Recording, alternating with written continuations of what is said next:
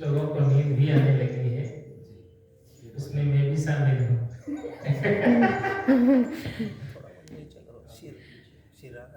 तो चलिए सब मिलकर के एक छोटा सा पहले भजन का गान करते हैं, उसके पश्चात भी कुछ चर्चा करेंगे।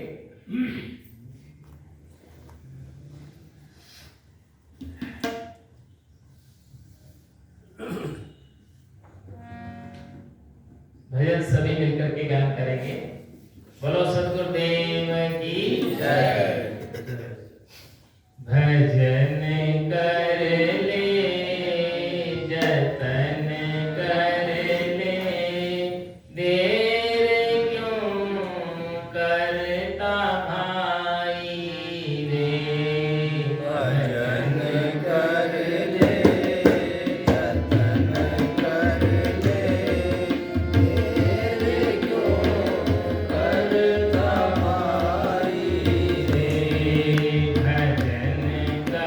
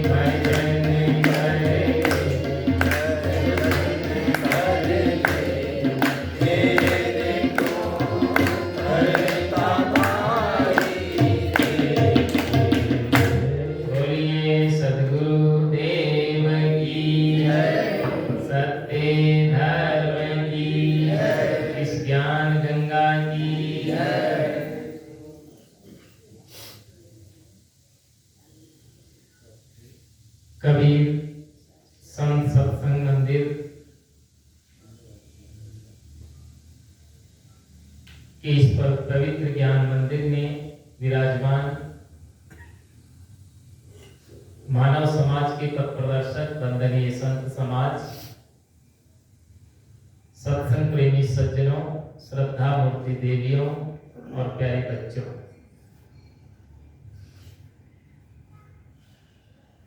आज साधना जी और मोहन जी की ओर से इस सत्संग का आयोजन गौरी दीदी और लक्ष्मी दीदी की यादों में रखा गया है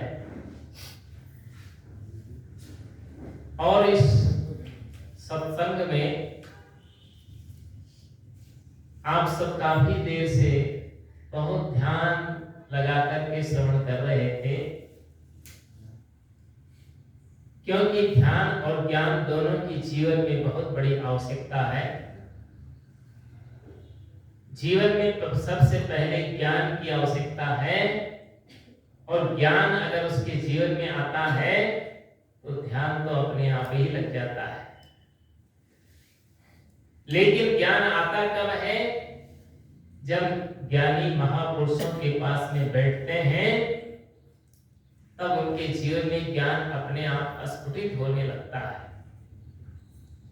लेकिन ज्ञान का संचार भी उसी व्यक्ति के दिल में हो पाता है, ज्ञान का प्रभाव भी वहां जागृत होता है जिस साधक या साधिका या सज्जन या बच्चा या बूढ़ा हो जिसके दिल में सच्ची श्रद्धा होती है।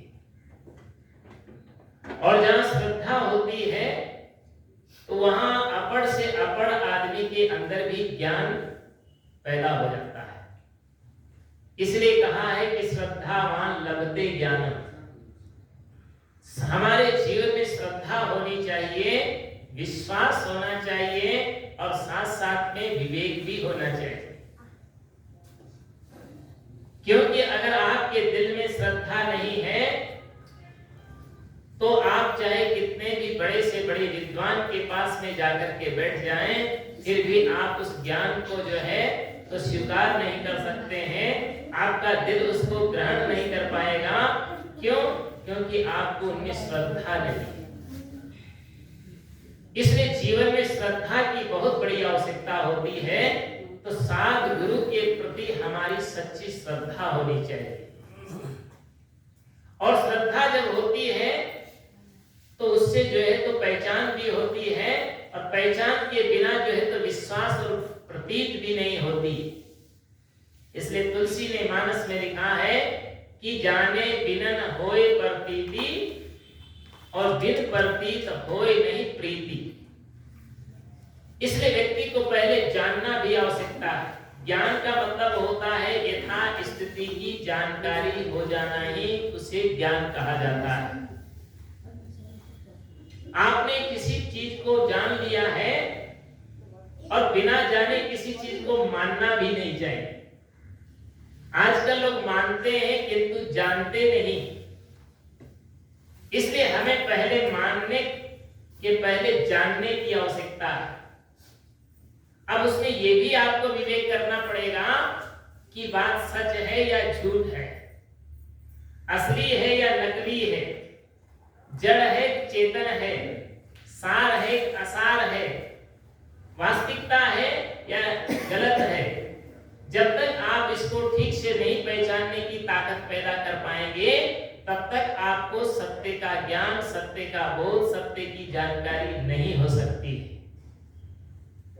जितने भी शास्त्र इस दुनिया के अंदर में पाए जाते हैं, चाहे वेद हो, पुराण हो, गीता हो, भागवत हो, रामायण हो, 18 पुराण हो या उपनिषद हो या बीजक हो या कोई भी ग्रंथ हो, ये सारे के सारे ग्रंथ विवेकवान के लिए ही कामयाबी होते हैं।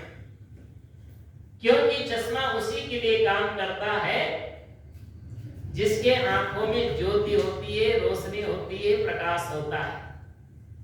अगर मान लीजिए जो जन्मांध हैं, जिसके नेत्र में ज्योति नहीं है, आप उसके नेत्रों में कितने भी फुल पावर की चश्मा लगा देंगे तो क्या काम करेगी? वो काम नहीं कर सकती। चश्मा उसी के लिए, ऐनक उसी के लिए काम करता है, किसके लिए? जिसके आंखों में ज्योति है। इसी प्रकार जितने भी ग्रंथ हैं, जितने भी पंथ हैं, जितने भी संत हैं, ये भी उसी के लिए कामयाबी होते हैं जिनके हृदय में विवेक है। कहे कबीर कस बांसियो जाके हृदय विवेक। जिस व्यक्ति के हृदय में विवेक होता है वह सत्य और असत्य को पहचान कर पाता है। और सत्य क्या है? वह हमारी चेतना है, और असत्य क्या है? ये हमारा शरीर है। और शरीर के साथ साथ ये संसार के जितने भी संबंध हैं ये भी असत्य है, झूठे हैं। क्यों? ये सारे रिश्ते हैं, ये नाते हैं, थोड़े दिन के लिए मिलते हैं, और इसमें ये हमारी माता है, ये पिता है, ये पत्नी है, ये पुत्र है, ये भाई है, ये पड़ोसी है, ये मेरा है, ये तेरा है। इसी को लेकर के लोग आपस में एक दूसरे से टकराते रहते हैं। व्यक्ति टकराते क्यों है? इसका भी कारण होता है। मनुष्य आपस में विद्रोह क्यों करते हैं? आपस में एक दूसरे से झगड़ते उलझते क्यों हैं? वो इसलिए उलझते हैं क्योंकि वह अपने आप की जो वस्तुएं हैं उन वस्तुओं को जो है पाकर के उसमें संतुष्टि नहीं होती है, वो दूसरे की वस्तुओं को भी अपना मान बैठते हैं, उसीलिए उसको लेकर के टकराव पैदा होता है। जैसे मान लीजिए ये मोबाइल है, अभी मेरा मोबाइल है तो ये मेरा है, तो बात समझ में आती है कि ये मेरा है, लेकिन आपका मोबाइल आपका और मेरा मोबाइल मेरा, तो कोई झंझट होगी? कभी टकराव नहीं होगा, कोई भी झंझट नहीं होगी। लेकिन झगड़ा कब शुरू होता है कि मेरा मोबाइल तो मेरा है ही, लेकिन तेरा मोबाइल भी मेरा है ना, मेरी वस्तुएं तो मेरी है ही, लेकिन तेरी वस्तुएं भी मेरी, ये जब व्यक्ति मान बैठता है तब उसी समय से टकराव प्रारंभ हो जाता है। जबकि सदगुरु कबीर कहते हैं, ना घर तेरा ना घर मेरा और चिड़िया रैन बसेरा। ये सारा संसार मोर तोर में जरे जग सारा, और धृक स्वार्थ झूठा अहंकार, मेरा और तेरा में ही मनुष्य जो है तो जिंदगी भर उलझा रहता है। इसलिए याद रखिए कि जब शरीर ही हमारा नहीं है, और ये जब शरीर हमारा नहीं है तो शरीर से बनी हुई या शरीर से जुड़ी हुई या शरीर से लगी हुई जितनी भी वस्तुएं हैं या जितने भी प्राणी हैं वो हमारे हो ही नहीं सकते। जिस व्यक्ति को ये ज्ञान हो जाता है कि भाई ये कुछ हमारे है नहीं तो फिर हमारा क्या है, तो सद्गुरु विशाल देव ने बहुत प्यारा सा सूत्र दिया कि हमारे हमको याद रहे। हाँ, इस दुनिया में हमारा कोई है ही नहीं, हमारे तो कौन है, हम हैं, और वह हमको हमेशा निरंतर याद रहे। और ये भावना जब व्यक्ति के दिल में समा जाती है तब फिर वहां पर कलह नहीं होगा, राग द्वेष नहीं होगा, ईर्ष्या घृणा नहीं होगी, क्रोध नहीं आएगा, मन के अंदर में कामनाएं नहीं बढ़ेगी, चित्त में मलिनता नहीं आएगी, और मन में दूसरों के प्रति भी द्वेष की भावना नहीं जगेगी। जिंदगी में याद रखिए, किसी से द्वेष भी मत रखिए और किसी से ज्यादा मोह भी मत करिए, राग भी मत करिए। जहां राग होता है वहीं चल करके द्वेष होता है। इसलिए न राग रखना है और न द्वेष रखना है। कबीर साहब ने तो कहा है, ना काऊ से दोस्ती और ना काऊ से बैर। हमको दोस्ती भी नहीं करना है तो दुश्मनी भी किसी से आपकी नहीं हो पाए। अगर आपने एक से दोस्ती कर लिया है तो फिर आपको दूसरे से दुश्मनी हो जाएगी। वो आपको ये लगने लगेगा कि अरे ये तो विजाती है। लोग कहते हैं ना कि हमारे संत आए, क्या कहते हैं, हमारे संत आए हैं। कोई कोई ये कहते हैं कि अरे तो हमारे संत आए हैं। अरे तो हमारे संत हैं या हमारे हैं तो सभी तुम्हारे हैं, ये भाव रखिए, इतनी विशालता रखिए। ये इतनी शुद्धता में आप मत बन जाइए कि मैं जो है अमुक समाज का हूँ, मैं अमुक जाति का हूँ, मैं अमुक जो है तो प्रदेश का हूँ, मैं अमुक देश का हूँ या अमुक गांव का हूँ। इन परिधियों को हमें तोड़ना पड़ेगा और अपने आप में जोड़ना पड़ेगा। और जिस दिन व्यक्ति अपने आप में जुड़ जाएगा तो उसकी ध्यान में वो डूब जाएगा, उसका जो है तो ध्यान करने लग जाएगा। ज्ञान ध्यान गुरु को भलो, नाम स्मरण संग, योग यज्ञ जब तप यही, और अभाग्य को ढंग। इसलिए हमें ज्ञानवान बनना है, हमें बुद्धिमान बनना है, हमें विवेकवान बनना है, हमें जो है तो बलवान भी बनना है, हमें साथ साथ में जो है संस्कारवान भी बनना है। जहां ये सारी बातें हमारे जीवन में उतर करके आती हैं, उसके जीवन में कोई प्रकार का पश्चाताप नहीं होता है। इसलिए हम सबको चाहिए कि ज्ञान की प्राप्ति के साथ साथ में हमें रोज थोड़ा थोड़ा ध्यान करना चाहिए। कोई कोई संत होते हैं, कोई कोई भक्त होते हैं, वो ध्यान का भी खंडन करते हैं कि किसका ध्यान करते हैं, है ना। याद रखिए कि ध्यान किसी का नहीं किया जाता है। दूसरे का ध्यान करने से, दूसरे का नाम जप करने से, दूसरे के नाम का तप करने से उसको सफलता नहीं मिलती है। जिस प्रकार से आप किसी चौराहे पर खड़े हो जाइए और वहां से सैकड़ों गायें निकलती हो और आप उस गायों को गिनना प्रारंभ करें, 1 2 10 20 50 100 200 500, दिन भर आप दूसरे की गैया गिनते रहेंगे तो क्या आपको दूध से तृप्ति मिलेगी? दूसरे की गैया गिनने से आपको दूध से तृप्ति नहीं मिलेगी।